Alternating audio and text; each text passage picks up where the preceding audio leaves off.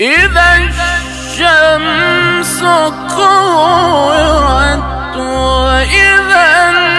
النجوم انكدرت وإذا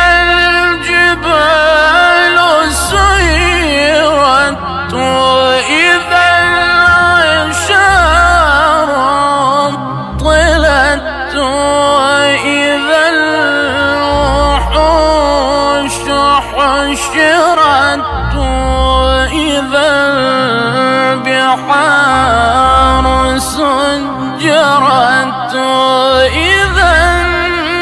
النفوس زوجت